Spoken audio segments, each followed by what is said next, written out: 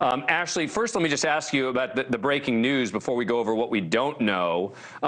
Anything significant in the fact that they're identifying the type of knife here?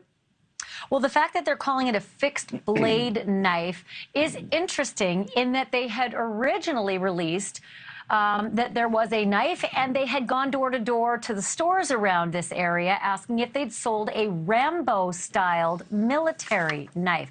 So I guess they're just trying to clear up what the rumor mill is talking about regarding a Rambo-styled military knife vis-a-vis a fixed blade knife. The other issue I thought, though, Dan, was more significant.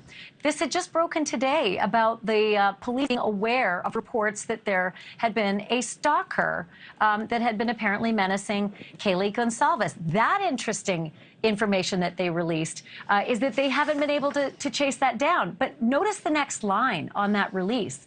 They're still appealing to the public to help them get to the end of that story. So I don't know that they have ruled it out. They just said, but after hundreds of leads, they haven't been able to chase it down. And would the public please help in that regard? Yep. I think that's a good point. And boy, that sure sounds like it could be something that would be enormous if that comes to be. Now, look, we don't know if they're suspects specifically, though police have confirmed who they believe are not involved. Here's what they said. We do not believe the following individuals are involved in this crime. The two surviving roommates, a male seen at the grub truck food vendor downtown, specifically wearing a white hoodie, a private party who provided rides home to Kaylee and Madison in the early morning hour of November 13th. You know, Ashleigh, I think one of the most interesting, important, potentially questions is about this phone call that's made, right? We're talking about people where there's blood all over the place, apparently, a very bloody scene, and no one calls 911 until close to noon.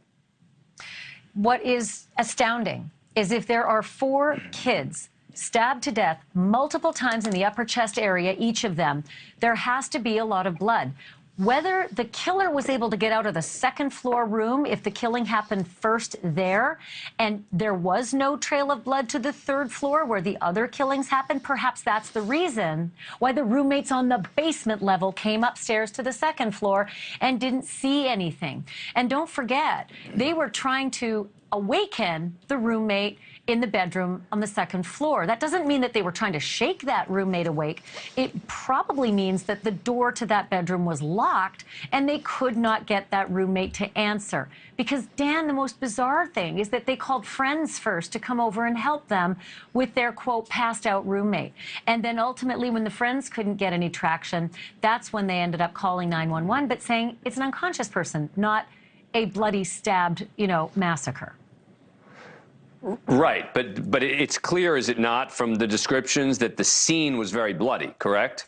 Once you got in the door. Yeah, at least the bedrooms should be a bloody mess. We don't know that the killer traipsed through the living room on the second floor and the staircase and the kitchen area where the kids would have been frequenting with blood. We do know that there was a bloody mess, but we don't know if it was unique to the bedrooms, and we sure don't know if those girls from the basement went all the way up to the third floor to discover the other 2 dead up there. My suspicion is no, they never did get up to that third floor. They just stopped at the second floor trying to wake up their roommate. And by the way, that picture you're showing, second floor, right-hand side, that's the window that I'm discussing, the second floor bedroom, where the most blood was found because it dripped out the back wall of that bedroom and down the outside of the house.